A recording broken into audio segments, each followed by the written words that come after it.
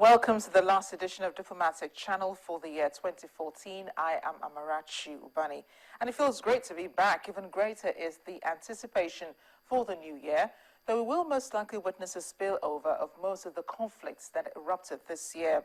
So in this edition, we'll be reviewing some of the biggest stories in 2014.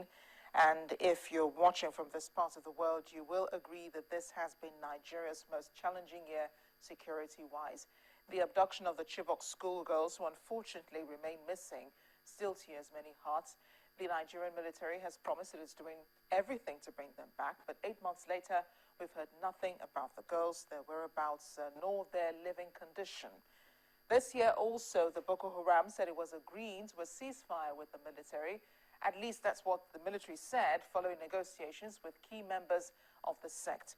They also agreed to release the Chibok girls. So imagine hopes were high, only to be dashed later when the group's supposed leader, Abubakar Shekau, whose existence right now is disputed, or a man posing to be him, said he made no such agreements with the government in Saudi Arabia. Now, this year also saw the rise of another terror group known as ISIS in Iraq and in Syria. It's made up of several smaller terror groups, and they declared an Islamic State in northern Iraq and were planning to take over in Syria as well. The group called for professionals from around the world to help build their caliphate. It's more like an Islamic city. Young people from the UK and France, sympathizers to their cause, made their way to the Middle East, to Iraq and to Syria, as did some youth from other Western countries. Now, months later, they feel they've been deceived into joining a group that did not appreciate their talents. The US and its allies have been trying to curl the group since September. Terrorism has also sprung up in new locations in the world map, in Canada and in Australia. Well, we come back after this break. Our guest this week, Mr. Chukwuma, an international affairs analyst, shares his thoughts on some of the major stories and events this year. Please stay with us. Welcome back. Security has been a major concern for Nigerians this year, and that's where our discussion begins. Thank you so much for joining us on Diplomatic Channel. It's been a while. Great to have you back. Great to be back. So we're just going to be reviewing a few of the issues that have sprung up this year, 2014. A lot of them I know you have followed all through the year, beginning, of course, with security, which is most important to us here in Nigeria. The threat of Boko Haram, but not the threat now, the reality of Boko Haram. We seem to have had more attacks this year than any other. It's something that has continued to worry a lot of people who follow situation in Nigeria. Why a ragtag army of disheveled people would hold a nation of the size of Nigeria to ransom that has the largest army in West Africa. The more I look at it... The largest and probably the best.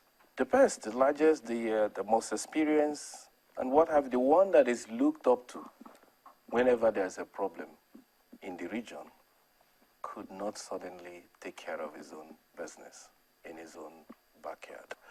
And my attitude to it is that we actually allowed politics to get the better part of us in responding to this. Because if you compare the way we responded to the situation so far with the response to Ebola, where you have a whole nation coming together behind it and realizing how fast we're able to deal with it, and then looking at Boko Haram, you find out that what is missing, which is something you can blame the government about, but there's also enough in it for the opposition.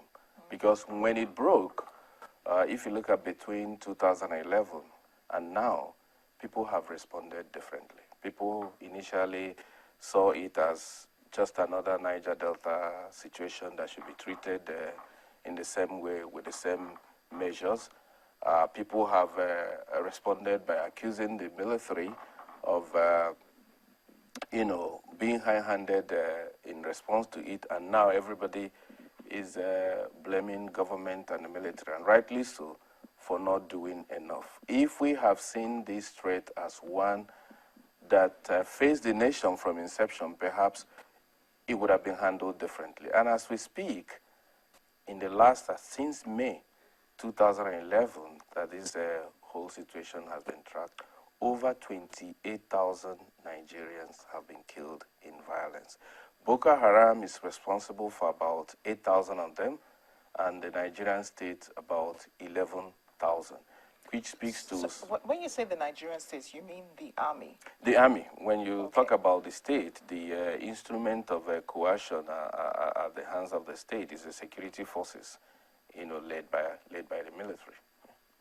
And it's really curious because these attacks are happening in states that have come under emergency rule. You would expect that security would be, a bit more intense in those states. Well, I think we have to also look at these particular